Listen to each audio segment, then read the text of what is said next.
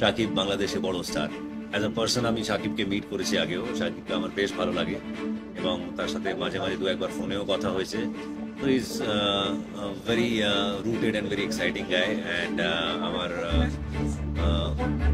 একটা ফন্ডনেস আছে ওর প্রতি। তো আমার শুভেচ্ছাই থাকবে ওর প্রতি। হ্যাঁ দর্শক, আজ থেকে কয়েক বছর আগে শাকিব খানের যখন ইন্ডিয়ার সাথে কাজ হয় শিকারি মুভিতে, তখন জিৎ শাকিব খানকে শুভেচ্ছা জানায়। এর কয়েক বছর পেরিয়ে গেলেও শাকিব খান জিৎকে আমরা একসাথে দেখতে পাচ্ছি না বা তাদের কোনো আপডেটই পাচ্ছি না। তবে কি তাদের মাঝে দ্বন্দ্ব চলছে? শাকিব খান এবং জিতের মাঝে কি আর কখনো কথা হয় না?